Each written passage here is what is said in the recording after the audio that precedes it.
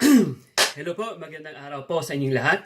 Siguro akala nyo, isa na namang comedy segment to, ano? Hindi po. Ginawa ko po tong video na to kasi gusto ko pong mag-react doon sa sinasabi ng ibang tao na mga igorot daw po ay may buntot. Kagaya po nito, nakita ko. Yan po. Sa mga Facebook, nakakakita din po ako ng mga nagbabash sa aming mga igorot na kami daw po ay may buntot, walang pinag-aralan. So yun po yung mga iilan na sinasabi tungkol sa aming mga igorot po. At sa katunayan, ang mga igorot po ay walang buntot. Ako po, igorot po ako. Ako po ay sa tribo ng Ibaloy. At ngayon po, pinapatunayan ko na kami po ay walang buntot. Ha? Ano to? Hindi. Joke lang yan. Ito po ay belt at hindi po ito buntot. At yung sinasabi ko nga na minsan po nadi-discriminate din po yung mga igorot dahil po akala nila pag umakyat sila ng Baguio ay gusto nilang makakita ng maitim na mga kulot ang buhok at ang akala po nila ay ang igorot at Aita ay iisa. Hindi po, iba din pong tribo yung Aita. Kahit na, pero again, doon, huwag niyo ako mamaliin dito. Hindi po din kami na-offend pag kinukumpara kami sa mga Ita. Kasi nga, sa mga Aita. Kasi nga, kapwa din nating mga Pilipino yan. So what, di ba? Ang igorot, parang ano din lang yan. May maputi, may maitim, may kulot, may straight ang buhok.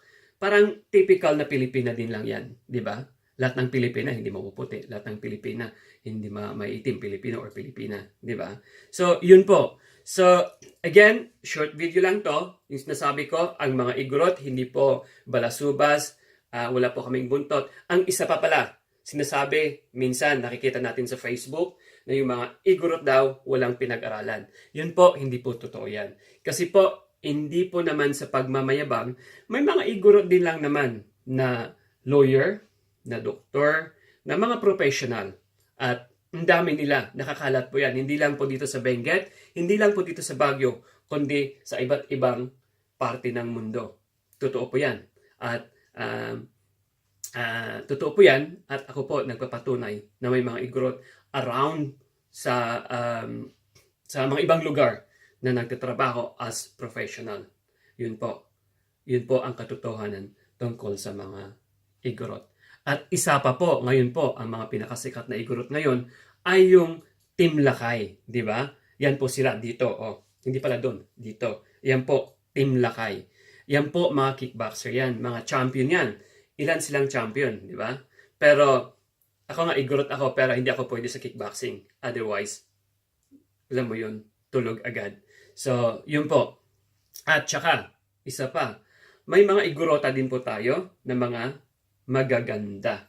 Katulad po nitong nasa baba. Yan po sila. Sila po yung kandidata ng Miss Benguet. So doon po nakikita nyo yung mga magagandang igorota. At hindi lang yan. Sa Panagbenga Flower Festival, di ba nakita nyo? May mga igorot din po na mga hunk. Sila po yun. Andito. Yan po. Unfortunately, hindi po ako hunk. Honk po ako. One pack lang. Puros, ano yan, puros tubos taba. Kaya hindi po tayo doon sa honk. Hindi po tayo pwede sa hunk. Honk lang po tayo. At saka hindi po tayo pwede sa Team Lakay. Kasi, lakay na. Lakayan. Wala na tayong lakas. So, yun po. Like yung sinabi ko kanina, mga igorot po, ay humble lang po kami. Simple lang po ang buhay namin. Umakyat ka ng Baguio. Nandun lang kami sa igid-igid. Yun po. Hindi ko alam ang Tagalog ng igid-igid. Tabi-tabi. At yun po, nagtatrabaho. Humble po ang mga igorot. Nandyan lang po sila. Naghahanap buhay. At hard worker. Yun lang po ang masasabi ko. Ito yan po lang video na to. So sana po